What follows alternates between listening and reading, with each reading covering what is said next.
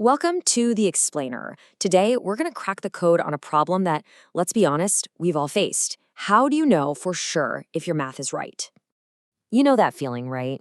You've crunched all the numbers, you've got an answer written down, but then this little nagging doubt creeps in. Did I did I actually get that right? Doesn't matter if it's for homework, a big project at work, or just figuring out your budget. That feeling can be a real confidence killer. But what if I told you that you don't need to be some kind of math whiz to check your own work?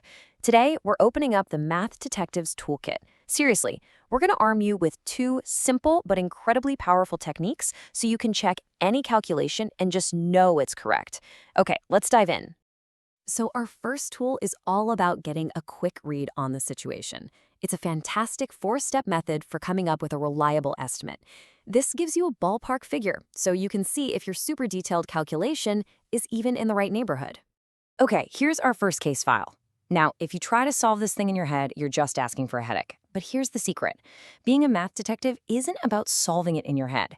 It's about knowing if an answer is reasonable. And that, it turns out, is surprisingly easy.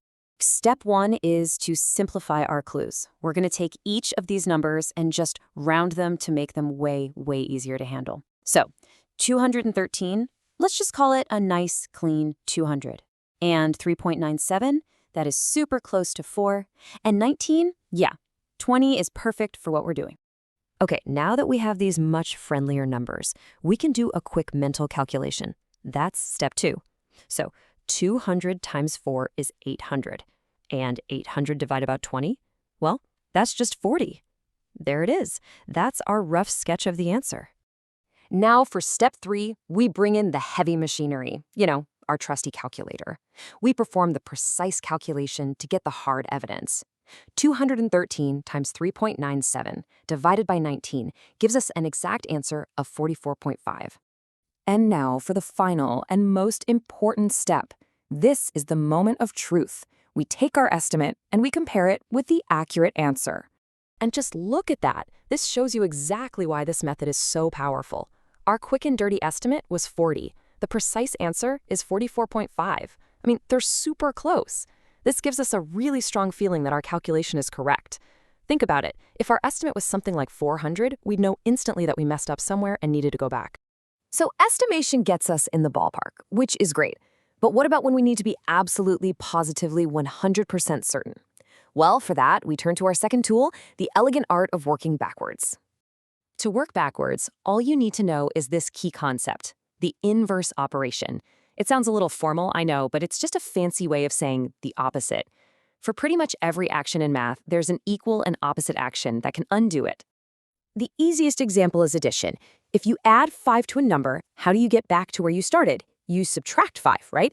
Addition and subtraction are inverses. They're a perfect pair that just cancel each other out. And yup, you guessed it, it works the exact same way for multiplication. If you multiply something by 10, you can always get back to the beginning just by dividing by 10. They are a matched set, and they are perfect for checking our work. So how does this whole working backwards thing actually play out in the real world? Let's apply it to a new case, and you'll see just how simple and effective it is. All right, let's picture a marathon runner. We know the total distance she has to run is 26.2 miles. That's our key piece of evidence right there. So she's an hour into the race. She glances at her watch. She's already knocked out 8.7 miles. Pretty good. So here comes the question that every single long-distance runner asks themselves over and over. How much is left? We need to find the remaining distance. The calculation itself is pretty straightforward. It's the total distance minus the distance she's already run. The calculator tells us she has 17.5 miles left to go. But as a good detective, we don't just trust it, we verify. And this is where our inverse operation comes in. What's the opposite of subtraction? It's addition. So let's add the distance she has left, 17.5 miles, to the distance she's already run, 8.7 miles. And what do we get? 26.2 miles. Bam! It's the exact length of the marathon. The numbers match up perfectly. The answer is confirmed. Case closed. So what's the big picture here? Why does any of this really matter? Well, it's about so much more than just getting the right answer on a test. It's about developing a real intuition for numbers, what some people call a number sense. So here are your big takeaways. You now have 2 layers of protection.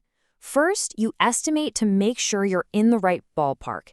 Then, you use the inverse operation to prove that your answer is dead on correct. When you use these two tools together, that's how you build true confidence in your numbers. And that really is the ultimate goal. These aren't just little classroom tricks. These are professional habits. They empower you to be the very first person to find your own mistakes, to fix them, and to present your work with the rock-solid assurance that it is correct. Thanks for watching. The next time you finish a calculation, don't just stop. Take that extra minute, put on your detective hat, and check your work. You've got the tools. Now what mystery are you going to solve next?